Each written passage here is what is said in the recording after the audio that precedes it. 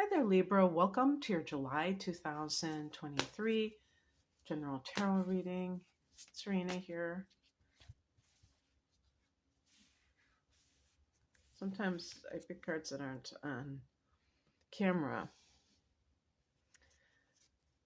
You know, it's interesting, and I was going to say this because I always talk about astrology. That's my first passion is astrology.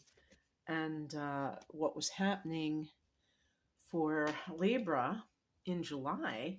And then I got the Chariot card, which is connected to Cancer. That was kind of where I was going with all of this, because I was going to say that there's a new moon in Cancer in July. I think it's July 17th. I have a separate video for astrology that's already up on my site or my channel, so you can check that out. Or I might link it if I remember. I probably won't remember, knowing me. But it's all about the 10th house, which is the house of career for Libra. So you could see some developments there. And the reason I said this, because a Chariot can be a card of success. Ooh, very interesting. You got some interesting cards here, actually, which I'm not surprised, because you're getting ready, albeit in October, for your own first solar eclipse in the cycle that is now happening. So I'm going to pick an additional card. Ooh, I like it. I like it. Okay. And the Magician is connected to your opposite sign of Aries, which is part of that eclipse. We would call, well, what's the name for that? It's like first thing in the morning, so I'm trying to wake up my brain. It's your opposite sign, complementary sign. I actually paused this to try to think of it, but you know what? I can't. But it's the pairing of eclipses, and so we've already had one in Aries, and now we're going to have one in your sign in October. Okay, so let's start with this reading. The heart of the matter is the Chariot card, and this is it's kind of what I was just saying, like the duality. You have this polarity going on, and we could even look at this as kind of symbolic of the eclipses. And the reason that it's important is because they are extremes. They are extreme positions that a person takes in life that can create that kind of imbalance. And Libra, you are a sign that needs balance in your life. So that's something that you don't want, and that you're very sensitive to any kind of situation where there isn't balance going on. And the whole horses of duality are about kind of the extremes in life, and how do we navigate between them when we're trying to accomplish our goals. So maybe you have a lot going on that's trying to pull you from one polarity to the other. And there's a term in yoga called equanimity, which I think a lot of Libras can appreciate, because it's really about being able to navigate that, and without feeling this sense of losing your center. So the higher message is the Five of Wands. This is a card of conflict, but it's also a card sometimes of friendly competition. And let me bring in the past position, because this is very important. We have the Queen of Pentacles. So this is a great card. I love that picture. This is a great card for a feeling of embodiment at the at the ultimate level, because you might have heard that word in the spiritual community, where it's really about bringing in the body as it pertains to spiritual matters. Um, Historically, typically, there has been this teaching that the body is something to be rejected. And the problem with that is that we have bodies right now. Okay. Now, are those bodies permanent? No. So, this is a card of self mastery of your material resources, bringing in the component of the spiritual. So, it might be something as mundane as you are um, having a home business. Maybe you're getting more connected to things of the earth, like gardening. But gardening taken to a whole new level. Like you want to start raising crops for your family and stuff like that. So getting into that domestic side of life. And it's interesting because you've had Pluto in that sector, that fourth house of home and family. And for some of you, you may have transformed yourself through your home base. So, of course, a few years ago, we had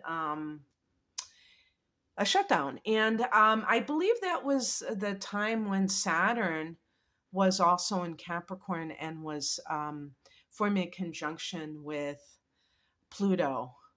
I think that was right before the shutdown when that began, and that kind of heralded that. But in any case, and Saturn too, having gone through this area as well, um, can certainly have spoken to some of these same issues of like getting your life organized and like disciplined, but even like working from home. And yet with the Chariot, there's this sense of balance. And actually, the Five of Wands is a very competitive card, but it could be like a positive competition. I'm like one of those people that I think competition tends to be toxic, but I know that there are people that are very enlivened by having this opportunity to prove themselves. And it's not coming from an insecure place. So I can't just say that it's all toxic. And you might, so maybe you've been a stay-at-home parent and you're ready to get out there um, and show your stuff. It could be that as well. And that's awesome. By the way, I finally realized what I was trying to say when I was talking about the pairs of eclipses. Axis, the eclipse axis. Is that? Yeah, I think that was what I was trying to say. So anyway, yeah. But the other thing that the Five of Wands represents is conflict, and this is something where Libra people tend to be like shy away from. And basically, what I would say here is that sometimes you will experience pushback from others, even people who love you dearly, and you have to be able to accept that without thinking that, oh my God, the world is ending, because it is what it is, right? And so, yeah, this is something that is a big deal, that this happens quite a bit, where there is like, if person has this one role and they step out of it, the partner may be like, oh my God, I thought you were this person, and I guess you have more facets to yourself, and I don't know if I can handle that. And they may initially react in a negative way, and you have to be willing to stand your ground if need be, obviously. And also, this is such a serene energy. Maybe you feel like but I feel like there's there's something within you that wants this. I don't feel like you're being thrust into this unwillingly necessarily. What crosses you is the hangman. So this can be this sense of I'm there's a word I'm looking for again that I can't find, but this is a card of being in suspension. So it could be um, in this holding, not a, I don't know if holding pattern, but this space between your old life and your new life. And it may feel like a void. It may feel like, when is this going to end? Um, so an example of this is if you are looking for new work, or maybe you've started a business and are you had initial success and maybe things have slowed down. You have to be willing to ride that wave of uncertainty. The hangman um, is a card of sacrifice, okay, because it's connected to Neptune, which is the ruler of Pisces, and there's that sacrificial energy that's associated with that sign. And it's because it's like kind of like the Christ, you could say the Christ complex in some cases. And some of you, if you do have Pisces energy, like for instance, the moon in Pisces, this may really be how you operate sometimes, where you feel victimized by a circumstance or by a person, and you feel like you don't really have any, you can't move, like you can't do anything on your own. You have to wait for them to, wait for the go ahead, so to speak. And really, the hangman ultimately is about let go and let God.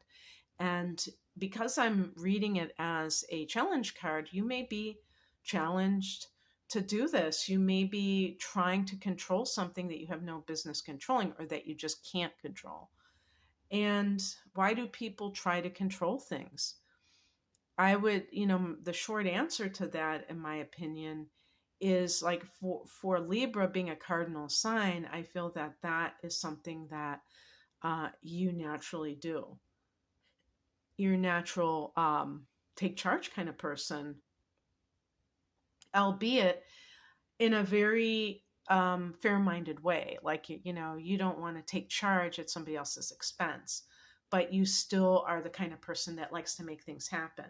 And sometimes we can't make things happen. And I've actually heard people talking about this in terms of the divine feminine, the divine masculine versus toxic masculinity, which is really what our society runs on.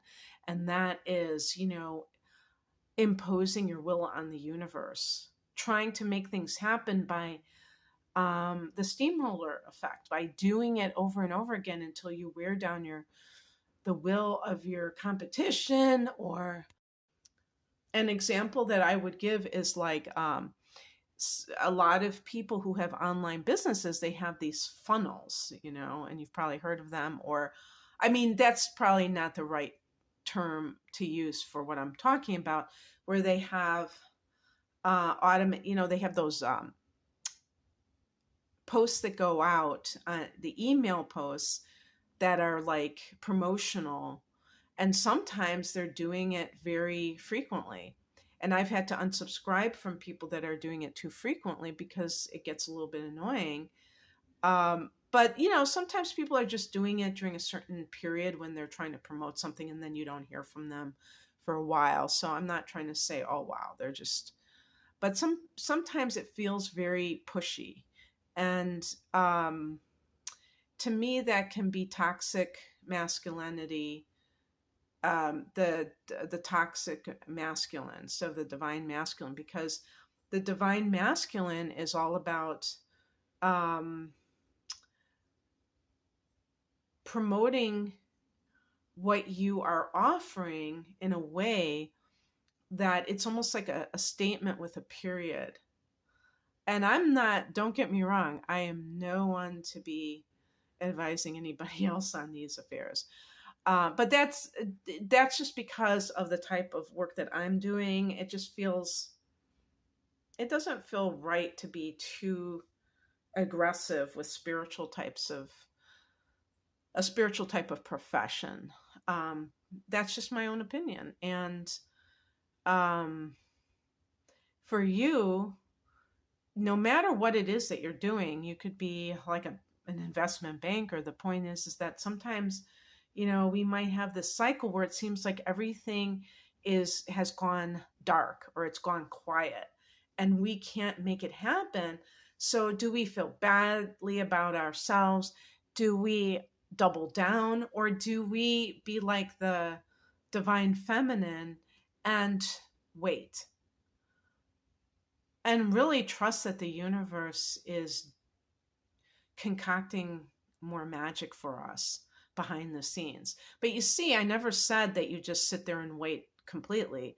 I do believe that you have to take inspired action, but sometimes those actions are not yielding the fruit. So you have to try another tactic. The hangman can be refusal to do that. What's coming in is the Six of Swords. This is a card of moving away from conflict, choosing peace. Swords are connected to air signs like you, Libra. Um, and so, in the context of this reading, is also this idea like of, I've been trying to be so symbolic, but I mean, the chariot is connected to Cancer. Maybe you're with a Cancer person and you're fighting, and but you won't separate. And to me, like the hangman, as a separation in the upright position, can allow for that solitude and that, even I would call it kind of a sacrifice, where your natural inclination is to be part of a couple, but allowing that other person to get their thoughts together and for you to get your thoughts together, so that when you come together, you can come together in the right way instead of a toxic way. And sometimes we have to have that space between us and another person. The outcome is the Eight of Swords, another Swords card. Swords connect to the thoughts and the communications. You can see the person blindfolded, tied up, and this can indicate somebody whose thoughts feel very oppressive, controlling their sometimes, yeah, like kind of like old programming. Now, the reason that all of this connects is because sometimes people are finding it hard to progress, even like it when they have some kind of success. If the chariot represents some kind of success that you have had, or maybe you're seeking, you can still be tripped up by negative thought patterns or the tapes that have been implanted within you by others who didn't know who they were. That's, people can say, oh, that's so evil. I was told that I wasn't, that I was worthless, or that I was stupid. And, how evil are these people? Very likely those people are repeating what was said to them. That doesn't make it right. That actually is really, I think it's really horrible when people don't learn the lesson that was given to them, when they identify with the perpetrator more than seeing that person as what not to do. So don't get me wrong. But the thing is that